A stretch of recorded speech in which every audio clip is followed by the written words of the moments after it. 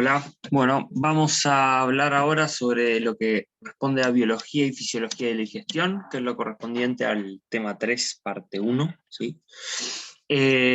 Bueno, comenzando. Primero, las partes del sistema digestivo, ¿sí? Esto en cerdos son prácticamente, o podemos decir, iguales a la del ser humano. O sea, si estudiamos la digestión del ser humano, en el cerdo, digamos que sería exactamente lo mismo. Podríamos hacer alguna que otra acotación, pero básicamente es igual. Las diferencias entran cuando entramos en los detalles, que nosotros no vamos a entrar. ¿Bien? Partimos del esófago, el alimento llegó al estómago, sí, ahí los jugos gástricos rompen la mayor parte de la comida, entra al intestino delgado, el intestino delgado llega después al intestino grueso, ahí al comienzo del intestino grueso está el ciego, ¿sí? Y después vas a por el intestino grueso, que también llamamos colon, y después el recto, bien, recto y ano. El intestino delgado tiene tres partes, ¿sí? El ilion es la última. Esto es por lo que tenía esta gráfica en realidad, ¿sí? Pero tenemos una primera parte que se llama yeyuno, que es acá, ¿sí? Perdón, duodeno, después el yeyuno, que es toda esta parte, y el ilion. Acá faltarían agregar en este diagrama el páncreas, ¿sí? El hígado y la bilis. En un diagrama que hice yo, lo vamos a ir agregando. Bien, tenemos de nuevo lo mismo: boca, esófago, estómago, intestino delgado con sus tres partes, duodeno, yeyuno e ilion, intestino grueso, recto y ano. ¿Bien? Bien, perdón.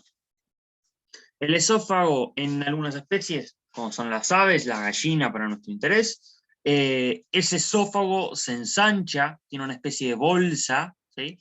Y se forma lo que llamamos el buche, que era un preestómago, ¿bien? En un estómago un preestómago, en una cavidad que le permitía a la gallina almacenar el alimento, ¿sí? Eso le permitía a la gallina comer mucha cantidad de alimento para después procesarlo y digerirlo. Por eso lo tiene antes del estómago. Similar pasa en los rumiantes, ¿sí? El rumen es literalmente una ensanchación, una dilatación del esófago, ¿sí? No tiene nada que ver con el estómago. El estómago en los rumiantes corresponde a lo que es el agumazo, pero el rumen en sí, con sus tres cavidades, cuatro, si agregamos el agomazo, que es literalmente el estómago, pertenece al esófago. Y la función es básicamente la misma que en las gallinas, es comer grandes cantidades de alimento, ¿sí? Poder llenarse y después tomarse el tiempo de digerirlo, ¿sí? En el caso de rumiantes, a su vez, el rumen cumple una función en una simbiosis con microorganismos de degradar la celulosa, ¿sí? Gran parte de la celulosa, que otras especies no rumiantes, que sí son herbívoras, como podemos decir el caballo o el conejo, hacen ese proceso en el intestino grueso. Bien. Sí, todas las especies tienen un ciego, si quieres ser lo que veíamos. Eso también es una especie de, vamos a decirlo así, bolsa vacía, ¿sí? Que no tiene no es un tubo como el resto del sistema digestivo, ¿sí? Una bolsa no vacía, pero sí que no tiene fondo, que ralentiza la digestión. Este ciego va a ser más importante en aquellas especies que haga más digestión que similar a la que ocurre en el rumen en rumiantes, pero en el intestino grueso. Eso sigamos, por ejemplo, al caballo. El caballo, ya vamos a ver más adelante qué función cumple el intestino grueso, pero su intestino grueso va a ser más importante porque acá se digiere la celulosa en aquellos que son monogástricos, como el caballo y el conejo, que digieren o comen pasto, ¿sí? En el caso del cerdo y del ser humano, la función del intestino grueso ocurre, pero muy poco. Ya vamos a ver eso. Bien. Otras partes que agregábamos: el hígado que produce la bilis, ¿sí? Esa bilis la almacena en la vesícula biliar, ¿sí? Y esa la deposita directamente en el duodeno. La función de la bilis es básicamente de detergente, de solubilizar las grasas, ¿sí? Lo que hace el detergente, tanto el de cocina como la bilis, es que las grasas que son hidrofóbicas, ¿sí? se vuelvan hidrofílicas, o sea que pasen de estar separadas con el agua a adherirse o poder disolverse en agua, ¿sí? Esa es la función de la bilis. La bilis trabaja más en la medida que la alimentación tenga más contenido de grasa, ¿sí? De ahí el término una patada al hígado, porque el hígado está trabajando mucho para producir mucha bilis, para que la vesícula biliar le inyecte en el duodeno. Decimos que el hígado es parte del sistema digestivo, pero no está conectado. La parte que está conectada es la vesícula biliar. Después está el páncreas, que también se conecta en el duodeno junto con la vesícula biliar. Acá no es que vayan juntas, ¿sí? Es solamente por una cuestión de flecha. Y el páncreas se encarga de producir enzimas. Bueno, vemos qué partes producen enzimas. Estábamos hablando de eso. La boca, ¿sí? Produce enzimas, amilasa, principalmente en el ser humano. En aquellas especies que comen poco almidón, van a producir poca amilasa. ¿Se acuerdan que la amilasa es la enzima que degrada el almidón? El cerdo produce algo, pero muy poco, pero podemos decir que produce amilasa. ¿Qué más produce la boca? Saliva, principalmente, ¿sí? Que remoja el bolo alimenticio para que después baje por el esófago al estómago. Esa lubricación la hace con la saliva, que tiene básicamente 99 partes de agua y una parte de mucina. Mucina es una proteína, que es la que da toda esa pegosidad, ¿sí? Va lubricando, además de ser solo agua, ¿sí? Le da esa característica a la saliva de ser saliva. A su vez, la saliva tiene enzimas y otros componentes en menor cantidad, pero básicamente es agua y mucina. El esófago, acá está mal, esto está mal, perdón, no produce enzimas, ¿sí? El estómago sí produce enzimas, el intestino delgado produce enzimas también, el páncreas, ¿bien? La otra función, y quizás la más importante del intestino delgado, es que es la parte donde se absorben los nutrientes. Acá se absorben las proteínas, se absorben las grasas, las azúcares, ¿sí? Las vitaminas, los minerales, toda la absorción ocurre en el intestino delgado. Decimos que el estómago está sobrevalorado, porque lo único que hace el estómago es producir ácido clorhídrico y producir algunas enzimas. Ahora, el intestino delgado es donde ocurre toda la magia, digamos. Bien. El intestino grueso, ¿qué hace? Bueno, absorbe algo. Nutrientes no, salvo dos, que son agua y AGB. AGB son ácidos grasos volátiles. Ya vamos a pasar a explicar eso. Los ácidos grasos volátiles vienen de, básicamente, los animales que comen celulosa, ¿sí? La celulosa, imagínense, todo aquello que está en hojas, ¿sí? Hojas de pasto o de árboles, eso contiene celulosa. Está en las paredes celulares de la célula vegetal. Esa celulosa se transforma en glucosa, si son cadenas más pequeñas de glucosa. Esa glucosa se transforma en piruvato, que es una molécula de 3 carbonos, ¿sí? Y ese piruvato se transforma en los AGB o ácidos grasos volátiles. Hay 3 que son muy importantes, son el ácido acético de 2 carbonos, el ácido propiónico de 3 carbonos, el ácido butírico de 4 carbonos.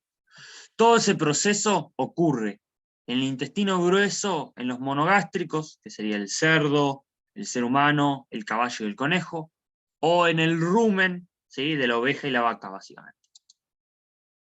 Si hacemos una clasificación de alimentos de más simples a más complejos, aquellos que están compuestos por azúcares, básicamente, tenemos los azúcares puras, ¿sí? Que pueden ser monosacáridos, o sea, como la glucosa, o disacáridos, como la sacarosa, el azúcar de mesa, pero son azúcares muy simples.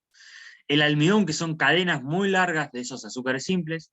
La celulosa y hemicelulosa son cadenas aún más largas y más complejas de esos azúcares.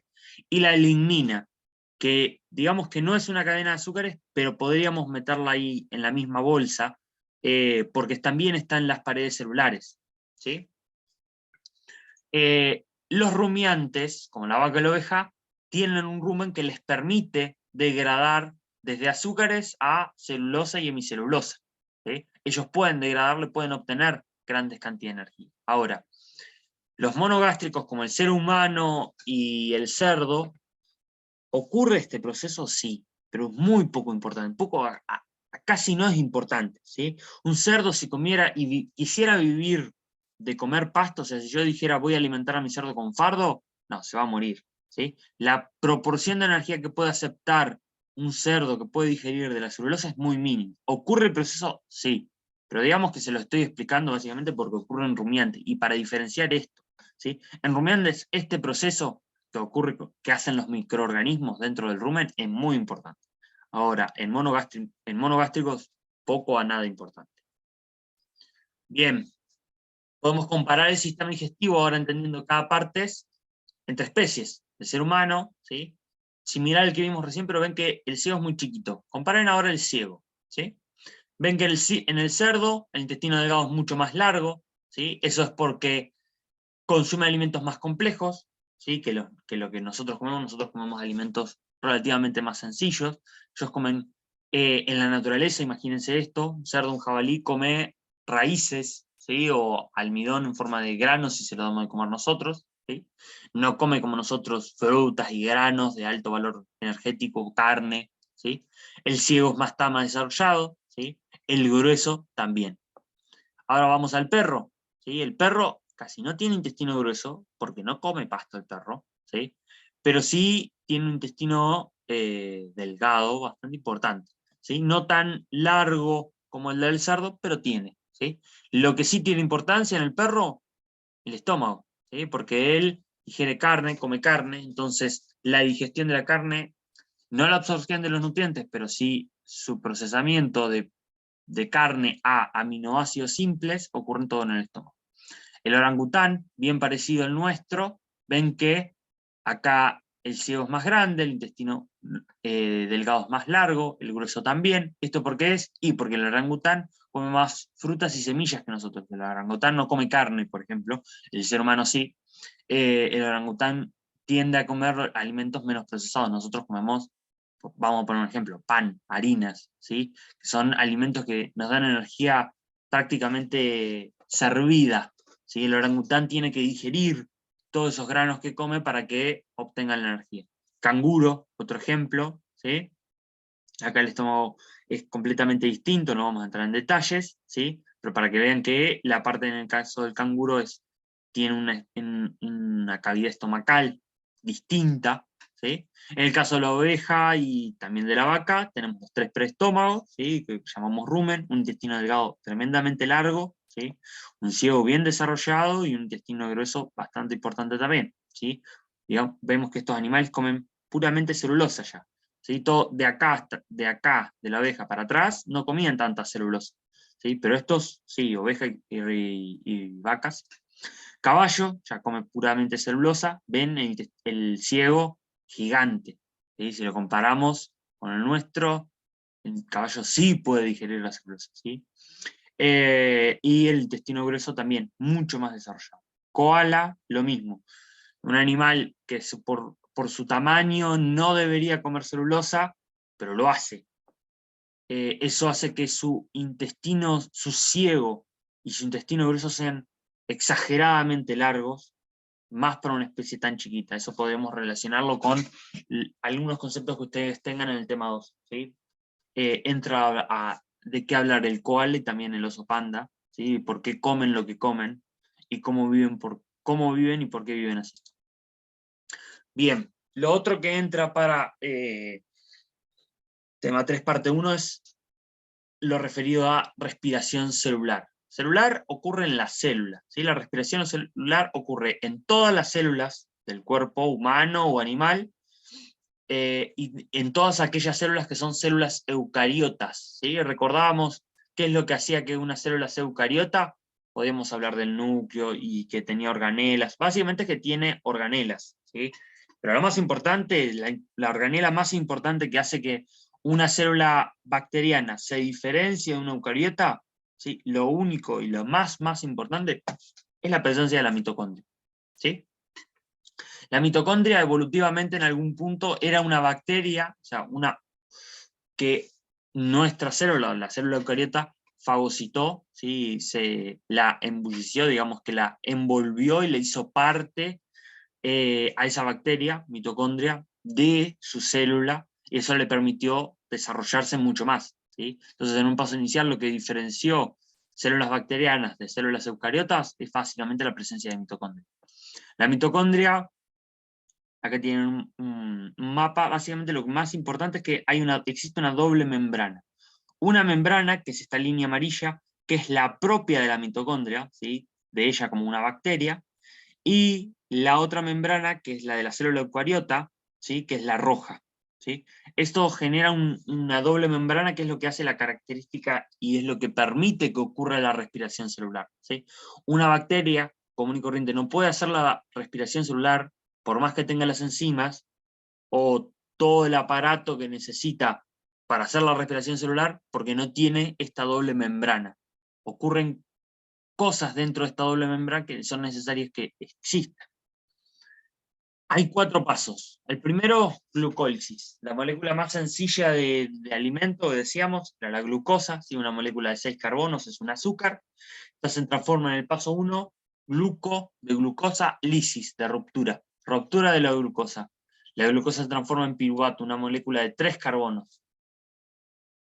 En el proceso ocurren algunas cosas. Ahora, créanme, después vamos a ver qué pasa. Pero este NAD, ¿sí? Una molécula de NAD, se transforma, obtiene un protón, ¿sí? un hidrógeno, llamamos protón porque es básicamente un protón con un neutrón, ¿sí? Que puede tener un electrón, pero básicamente es un protón, por eso se llama protón, es el sinónimo de hidrógeno. Y después, lo otro que aparece es el ATP. ¿Sí? El ATP es la forma de transporte de energía dentro de las células, ¿sí? Es lo que nos importa, vamos a decirlo así, ¿sí? El ATP. Este ATP viene de un ADP. Ya vamos a ver esta transformación que existe, pero básicamente entienda que se produce ATP, que es la forma de energía en la célula, ¿sí? Entonces, en la ruptura de esto, se produce ATP. Recuerden esto que yo les había explicado alguna vez, que la energía básicamente está en los enlaces, no está en el carbono ni está en el átomo en sí, sino en cómo esos átomos se enlazan unos a otros. En la medida que se van rompiendo estos enlaces, se va a ir liberando la energía. Acá, como se rompieron los enlaces, ¿sí? O sea, una molécula de 6 se dividió en 2 de 3, ahí se libera energía. ¿Cómo es la forma de esa energía? ATP. Un segundo paso, que llamamos oxidación del piruvato, ¿sí? Este piruvato básicamente se oxida. Se transforma en una parte que es acetil de 2 carbonos, ¿sí? Son estos 2 carbonos, es la parte acetil, ¿sí? CoA, porque esta parte con azufre y CoA, que es una molécula más compleja, ¿sí? Viene de otro lado, ¿sí? El CoA viene del paso 3, que ya vamos a ver más adelante, ¿sí? Y acá lo único que se le agrega es esta parte acetil. Y se libera dióxido de carbono, porque este compuesto de 3 carbonos, llamado piruvato, se transforma en 1,2, hay uno que se pierde. ¿En qué forma? Forma de dióxido de carbono. Y otra vez, esta molécula de NAD gana un protón, gana un hidrógeno, y se transforma en un NADH. Y otra vez, como se rompió un enlace, este ADP, que es un transportador de energía sin la energía, se transforma en el transportador con la energía. El paso 3, el ciclo del ácido cítrico, ¿sí? O ciclo de Krebs, perdón, también se llama. Otra vez, esta molécula de acetil-CoA, que salió del paso 2, más otras cosas que entra en un ciclo, por eso se llama ciclo de ácido cítrico o ciclo de Krebs, ¿sí? Donde se van renovando sus componentes, y sale el CoA, que después va a ser usado en el paso 2 para hacer más acetil-CoA, dióxido de carbono, ¿sí? Porque se rompe el último enlace que queda de carbonos, que es este, ¿sí? Este enlace se rompe y se liberan 2 moléculas de carbono, el CoA queda libre, así que se vuelve al paso 2, se pierde el dióxido de carbono, y este NADH ahora gana un protón, se transforma en NADH, este NAD se transforma en NADH, y este FADH, ¿sí? Que cumple más o menos el mismo rol que el NAD, gana también un hidrógeno o protón y se transforma en FADH2. Básicamente transportan hidrógeno estos dos. Que ahora en el paso 4, ahí sí, cumplen o toman su rol, ¿sí? Este ADP, yo les adelanté que la forma del transportador, que es el ATP sin energía, o con menos energía, se junta con este NADH y FADH2, con el oxígeno. Acá es donde se usa el oxígeno de la respiración. Cuando ustedes inhalan oxígeno, este es el punto en el que molecularmente se utiliza, ¿sí? Se transforma este ADP en ATP, se libera agua, ¿sí? El oxígeno que ustedes inhalan no se libera en forma de dióxido de carbono, el dióxido de carbono viene de otra parte, ¿sí? Acá este oxígeno se transforma en agua. Cuando ustedes respiran, entonces inhalan oxígeno y exhalan dióxido de carbono, que se perdieron en los pasos 2 y 3, y en el ciclo del ácido cítrico y en la oxidación del piruvato, y agua, que se transformó en agua, o sea, ese oxígeno se transformó en agua, en la fosforilación oxidativa. Bien, vamos a pasar a explicar lo del ATP. El ATP se llama así porque tiene esta estructura que está en el rectángulo celeste o azul. Vamos a decir que es adenosín, ¿sí? Esto se llama adenosín ribosa, que es un azúcar trifosfato, ¿sí? Ese es el nombre completo, el nombre y apellido. Adenosín, que es esto, ribosa trifosfato. El ATP viene de eso, adenosín ribosa trifosfato de 3 fósforos, ¿sí? Que tiene 3 fósforos. Y este era el transportador, esta era la forma de transporte de la energía. La energía en qué está acá, no en el fósforo, sino en los enlaces entre fósforos, ¿sí? Acá hay un oxígeno en el medio, pero básicamente cuando se rompen estos enlaces, ahí es cuando se libera energía. Entonces, la forma del ATP sin energía es el ADP, con un fósforo menos, ¿sí? Porque se rompió un enlace.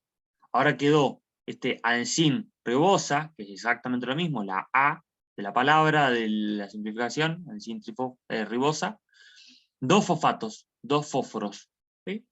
P es la fórmula en la tabla periódica del fósforo, el nombre, ¿sí? Del fósforo en P. Bien. Y que se perdió un fósforo, P y minúscula, porque es fósforo inorgánico, fósforo solo. Ahí se liberó energía, o sea, el ATP fue a algo que en la célula que necesitaba energía, se la entregó y se rompieron dos cosas. La energía se fue con el enlace, cuando se dividieron estos dos, ahí se liberó la energía. Después, el ADP, ya vieron en los pasos anteriores que en algún momento se transformaron en ATP. ¿Con qué? Con la entrada de fósforo inorgánico, este mismo fósforo u otro viene para acá, se une a este ADP para transformar, para este A2 fósforos para formarse en A3 fósforos, ¿sí? Y que tiene que haber una inyección de energía. ¿De dónde viene esta energía? De lo que vimos anteriormente, de la ruptura de los enlaces de carbono que estaban en la glucosa. En lo que es la digestión, perdón, de otros alimentos, como volvemos acá a los pasos, ¿sí? Ocurren en otras partes, ¿sí? Si hablamos de los ácidos grasos, se meten en el ciclo del ácido cítrico. Si hablamos de otros azúcares, ¿sí? Se meten en el paso 2, ¿sí? Con el piruvato, ¿sí? Ya voy a explicar un poco más eso, pero básicamente todo el alimento, cuando quiera liberar energía, va a pasar por acá. De alguna forma u otra, en algún paso se unirá, pero pasará por acá. Bien, yo hablaba de esta cosa de doble membrana, ¿sí? Doble membrana celular. Hay una membrana celular que recubre toda la célula eucariota, ¿sí? Esa célula también envuelve, como la mitocondria es algo ajeno, yo les dije que era una bacteria que en algún momento entró en la célula eucariota, hay una membrana celular que la recubre. Y a su vez, como la mitocondria es una bacteria, también tiene su membrana celular, ¿sí? Entonces hay 3 capas de membranas celulares que deberíamos atravesar hasta llegar al interior de la mitocondria. Es en esta doble membrana donde ocurre la magia. Bien, acá vemos un gráfico que es el mismo que tienen en el apunte, ¿sí? Esta membrana de arriba, ¿sí? Llamábamos membrana celular, es la que corresponde a la membrana de la célula eucariota, la interior, y esta de abajo es la que corresponde a la de la mitocondria.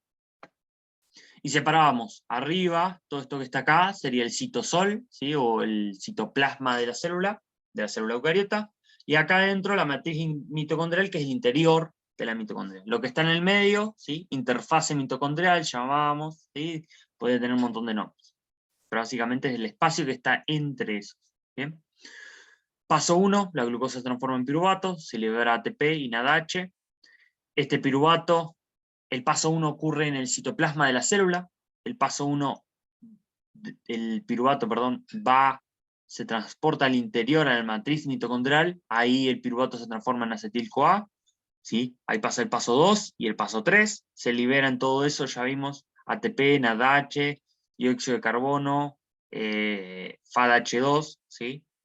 Todo eso, paso 2 y 3, ocurre en la matriz mitocondrial. Ahora, el paso 4 ocurre en la membrana mitocondrial. ¿Sí? En la membrana de la mitocondria ocurre este paso. ¿Sí? Acá están las enzimas que hacen todo el proceso, pero básicamente lo que ocurre es que este NADH y este FADH2 entregan a estas que son bombas de hidrógeno, bombean hidrógeno al espacio intermembrana. ¿Sí? Entonces acá se genera un gradiente de protones, ¿sí? Se van acumulando protones en esta parte, ¿sí?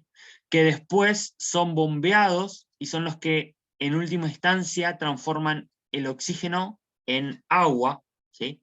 Y estos protones hacen que haya una presión de protones, ¿sí? O de hidrógenos hacia abajo. Y es lo que termina haciendo que el ADP se transforme en ATP. ¿Bien? Entonces, este NADH y FADH2 que se produjeron en los pasos 1, 2 y 3, efectivamente van a tomar su rol en el paso 4 para generar este gradiente de protones. ¿Sí? Esta acumulación de hidrógenos en el espacio intermembrana. Bien. Decíamos que otras partes que nos aportan energía, como pueden ser los ácidos grasos, ¿sí? Entran en el ciclo del ácido cítrico, otros azúcares entran en la oxidación del piruvato, ¿sí? Y la glucosa entra en la glucólisis directamente por el paso 1. ¿Sí? Otros alimentos entonces se pueden saltear algunos pasos, ¿sí? Otros alimentos, otras fuentes de energía. Bien. Bueno, no mucho más. A esto habría que sumar, obviamente, todo lo hablado en clase. Esto es simplemente a modo de repaso. Y todo lo que se encuentra en el material del